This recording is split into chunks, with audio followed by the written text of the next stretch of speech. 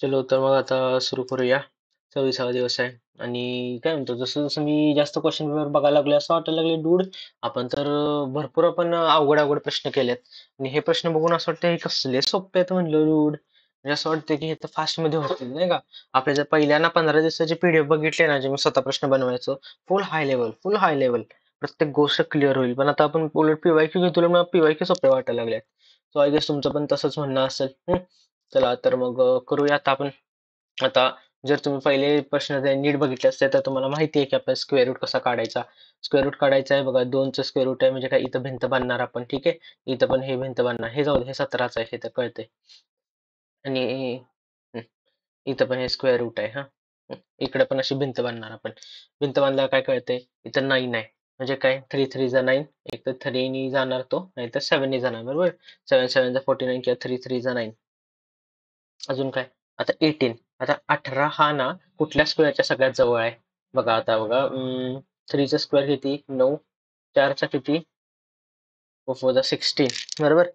आणि 5चा 25 म्हणजे एक तर इथं 4 येणार हा म्हणजे एक तर 43 येणार हे जर 47 येणार. आता 43 का 47 कसं काढणार आपण 45 काढायचं. 45 काढणं सोपं आहे. जर 5 एंडला असलं तर 5 5 जा 25 आणि 4चा नंतरचा किती 5 नंबर आहे म्हणून 5 आकडा येतो म्हणून 4 5 जा 20. आता 2025 तर 45चा आपला आकडा काय 1849 हा 45 पेक्षा आपला 2025 पेक्षा कमी आहे म्हणजे हा कोणाचा असणार 43चा असणार ठीक आहे. तसंच आता हे करू. आता 9 आहे 9 म्हणजे काय एक तर 3 येणार आणि 7 येणार एवढं आपल्याला माहिती आहे बरोबर. आता काय येतंय 10 येते. 10 कशाच्या स्क्वेअरच्या जवळ येते एक तर कमी नाही तर एक्झॅक्ट तर 3च्या येते बरोबर 3 3 जा 9 म्हणजे एक तर 33 येणार नाही तर 37 येणार. मग आता आपण काय 35 चा स्क्वेअर काढू. 5 5 जा 25 आणि 4 3 जा 12 बरोबर म्हणजे 1225 आणि आपला हा नंबर काय आहे कमी आहे का जास्त आहे 1225 पेक्षा कमी आहे म्हणजे हा स्क्वेअर 33 चा असणार. म्हणजे 33 झालं. 43 प्लस 17 प्लस 33 बघा 43 प्लस 17 60. 60 आणि 33 93. 93 असं येतंय. सोपं आहे एकदम. जर आपल्याला अजूनही जर तुम्ही व्हिडिओ बघितले असले तर तुम्हाला कळेल की नक्की कसं करायचं काय करायचं ठीक आहे. चलो आता पुढचं हे करूया. जर तुम्ही हे मिरर इमेज ह्याला काही एक्सप्लेनेशन नाहीये पण जर तुम्ही केलं असलं तर मग कळेल तुम्हाला की तुम्ही ह्या आणि ह्या ऑप्शन मध्ये कन्फ्युज होता. पण इकडे हे एक्स्ट्रा आले जे नको त्यामुळे ऑप्शन नंबर सी आहे. ठीक आहे जे बघा गर्ल ऍथलीट सिंगर हा मुलगी खेळाडू गायक. तर ह्याला ना आपलं स्टेटमेंट फॉर्म मध्ये बनवायचं सी की सम गर्ल्स आर ऍथलीट बरोबर. सम गर्ल्स आर ऍथलीट असं गरजेचं आहे का की ऑल गर्ल्स नाही काय काय असू शकतात. अजून काय some girls are singer. Some girls are singer एवढा आपल्याला कळतंय. आणि जे गाणं गातात ते काही काही जण खेळू पण शकतात बरोबर म्हणजे एकमेका असणार एकमेकाला इंटरकनेक्टेड म्हणजे असं फिगर येणार. म्हणून ऑप्शन नंबर 3 ठीक आहे सोपं होतं. हम्म. आता हे बघा युक्तिवाद बघू आपण. Should jobs be linked with academic degrees and diploma हा म्हणजे काय की जर तुमच्याकडे ती स्पेसिफिक डिग्री असली तरच तुम्हाला जॉब मिळणार हे गरजेचं आहे का. आर्ग्युमेंट्स बघू no. A very large number of people will with mere academic qualification will apply म्हणजे हे फक्त म्हणते की ऍप्लिकेशन जास्त येणार नाही का ऍप्लिकेशन रेट जास्त होणार. ह्या एका कारणामुळं आपण नको लिंक करायला. हे किती चुकीचं आहे. जस्ट बिकॉज ऍप्लिकेशन जास्त येणं हे काही चुकीचं नाहीये राईट. त्यामुळे हे तर रॉंग येणार. दुसरं काय no importance of higher education will diminish. तर हे आहे का तर ऑफकोर्स हे बरोबर आहे की जर समजा आपण पटकन जर जॉब द्यायला लागलो तर ऑफकोर्स इम्पॉर्टन्स जाणार ना हायर एज्युकेशनचा. जर समजा आपलं एमपीएससी जर करायला असं ठेवलं असतं की मास्टर्स करायचं तर आपण प्रत्येकाने केलं असतं. पण आता नाहीये म्हणून आपण कोण करत नाही बरोबर. त्यामुळे ओनली ऑप्शन 2 इज स्ट्रॉंग म्हणजे आर्ग्युमेंटला हे करतं नाही का. ऑप्शन 1 तर सेन्सलेस आहे बेसलेस आहे. हम्म, चला, हे बघू, हे बघा. इथं काय दिलंय की x minus Z x is mother. पण ठीक आहे इफ आता आपण हे आहे तर ह्या हे डायग्राम काढू एम मायनस एन म्हणजे काय M is mother of N. M is mother of N आणि ह्याला गोल येणार बरोबर कारण एम मायनस एन मदर आहे म्हणून हे एन एक्स टी. एक्स म्हणजे काय बघा की N is father of T म्हणजे फादर येणार ऑफ टी असं येणार. आणि टी प्लस क्यू म्हणजे काय प्लस म्हणजे काय बघा प्लस असलं तर X is daughter of Z म्हणजे T is daughter of Z. आता टी जर डॉटर आहे आपल्या क्यू ची तर मग एक क्यू इथं येणार आणि हे मॅरिड येणार बरोबर. आणि हा मेल आहे म्हणजे येणार फिमेल सिम्पल. म्हणजे काय म्हणतो की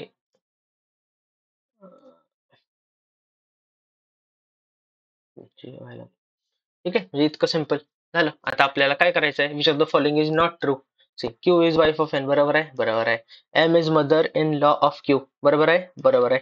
N is wife of Q, एकदम बरोबर आहे. And T is N's daughter. नाही, इथं हे चुकीचं आहे. टी ही एनची मुलगी नाहीये. I guess T is N's, T ही एनची मुलगी आहे.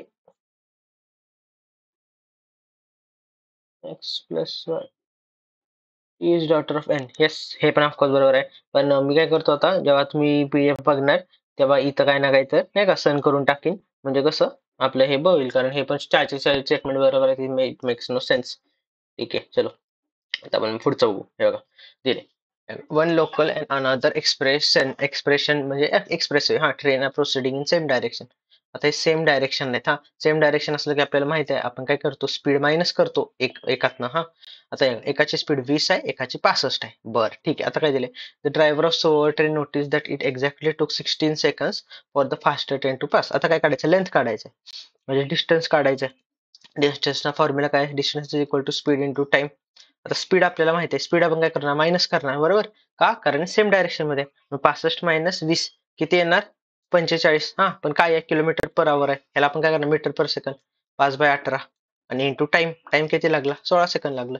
झालं, 9 2 जा 18, 9 5 जा 45, 2 1 जा 2, 2 8 जा नाही का हे, आणि 8 5 जा 40, 4 5 जा 20, 200 मीटर येते. सोपं होतं. आता का की हा प्रश्न ना तुम्ही वाचा आणि वाचल्यावर तुम्हाला कळेल. हा प्रश्न आपला 2022चा जो क्लर्कचा जो प्री आहे त्यात आलेला. मग का टाकलाय तुम्हाला सांगतो. तर कसे क्वेश्चन सोपे असतात पण खूप लेंदी असतात, खूप म्हणजे खूप लेंदी. कारण असे मोठे मोठे स्टेटमेंट असतात, त्यामुळे आपल्या वाचनाची आपली स्पीड कधी पण जास्त पाहिजे. हा आणि आता बघा इथं काय दिलेत. आता जर तुम्ही वाचलं तर तुम्हाला कळेल की ऑप्शन नंबर एक आहे ना, तर ऑप्शन नंबर एक चा पण कशाशी ह्याच्याशी संबंध नाही, ऑप्शन नंबर बी चा संबंध नाहीये. ऑप्शन 4 येते. हा आणि येस, डायरेक्ट काही संबंध नाही म्हणून. हा हा पण प्रश्न त्यातलाच आहे. खूप सोपा दिलाय. अ पर्सन, हे बघा चला इथून, a person walks along a road having lamp post limit. हा he took 6 minutes to walk from first to fourth lamp post.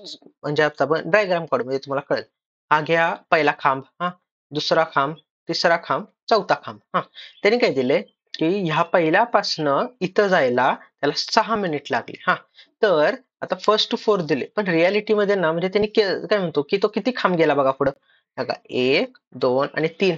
म्हणजे 6 मिनिट लागले त्याला 3 खांब ओलांडायला. म्हणजे किती नव्हतं, किती की 2 मिनिटाला एक खांब ओलांडतोय. आपल्याला एवढं कळतंय. हा आता आपल्याला बघायचं, आता हे खूप मस्त घेतले काय, हे बघा. At which lamp post he would be here walk continuously at the constant rate of 20 minutes. आता आपण 20 minutes म्हणलं आपल्या इथं 2 येतं, आपण डिवाइड बाय 2 करतो आणि आपलं 10 उत्तर येतं, पण 10 येत नाही याचा आन्सर. हा याचा आन्सर 11 येतं. आता कसंच आहे सांगतो तुम्हाला. हे बघा, आपण डायरेक्ट काय करूया, लॅम्प पोस्टच काढूया. एक, हा पहिला आहे. हा हे बघा, पहिल्या 6 मिनिटाला तो चौथ्या ह्याला होता. हा 1 2 3, हे बघा पहिल्या 6 मिनिटला इथं होता. 1 2, हा आता पुढच्या 6 मिनिटला कुठं असणार, 1 2 3. हा परत पुढच्या 6 मिनिटला कुठं असणार, 1 2 3.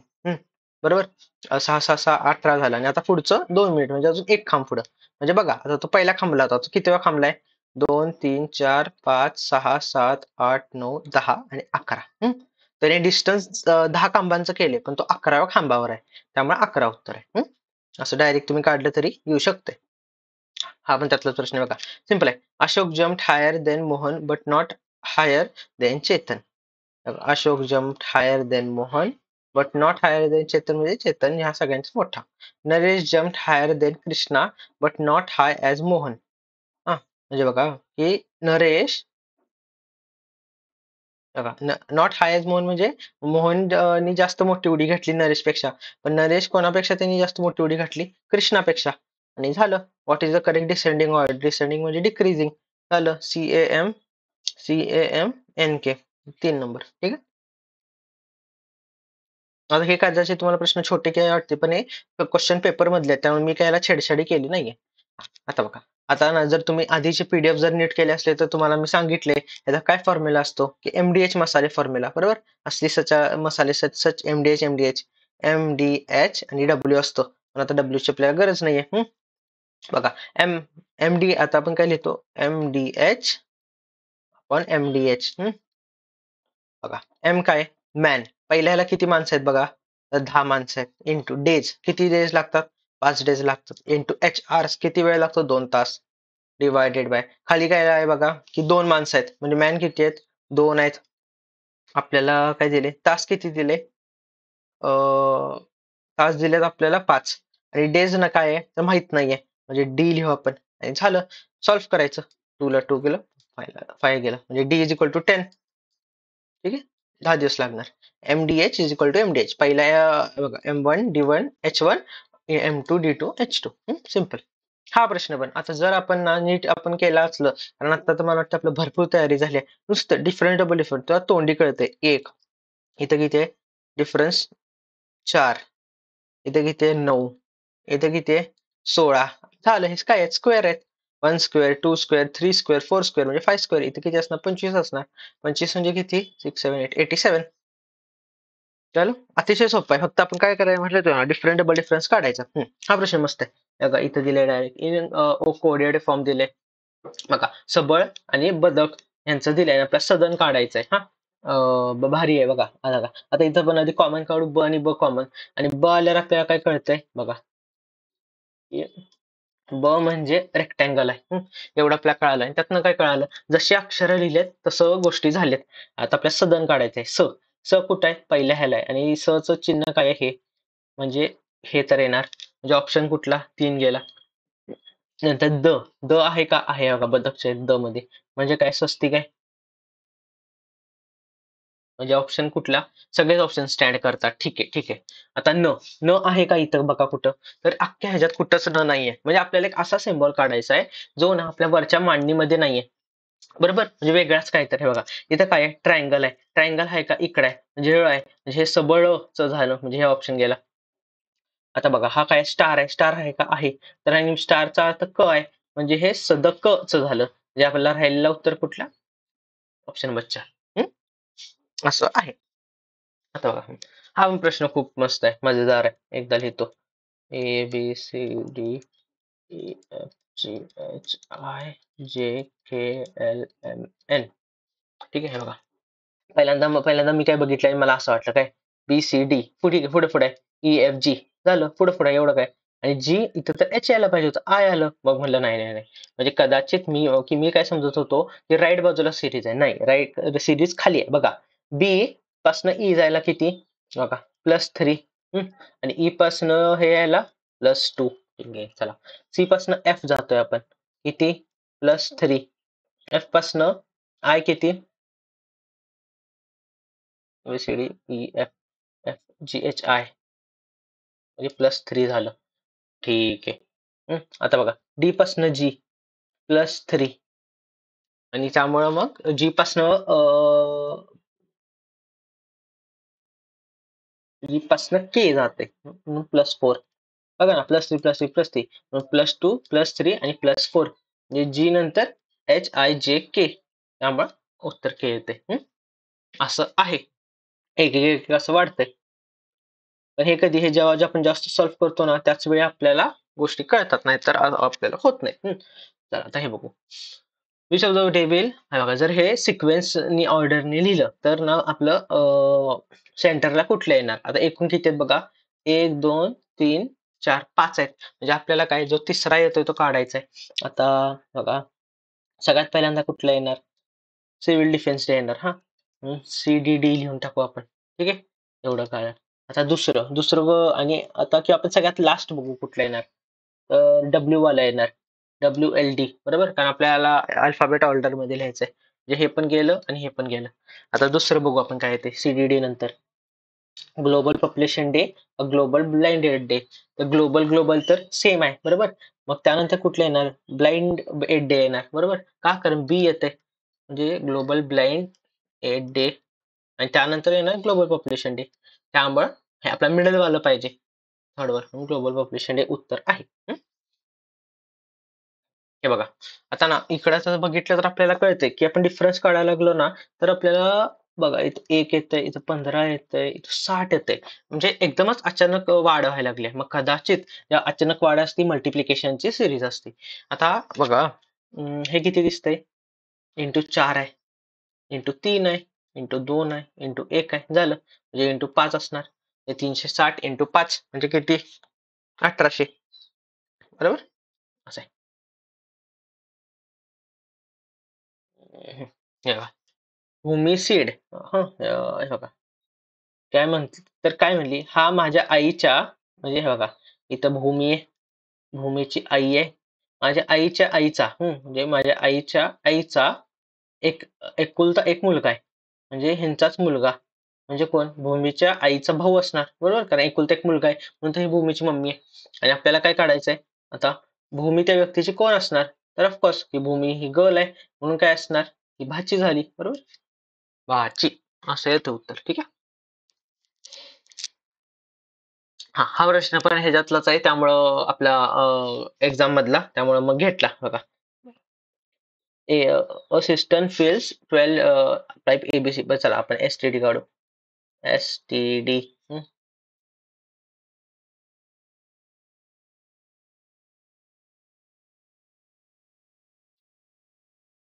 ए बी सी आणि एबीसी असं. आता आपण आधी टाइमचं बघू. काय बघा, टाइम काय दिले बघा. C is twice as fast as B आणि B is thrice as fast as A. हा म्हणजे सगळ्यात लहान जर स्पीड कोणाची आहे तर ए ची आहे. चला मग आपण काय करूया, आपण ए ला एक्स घेऊया. स्पीड एक्स आहे.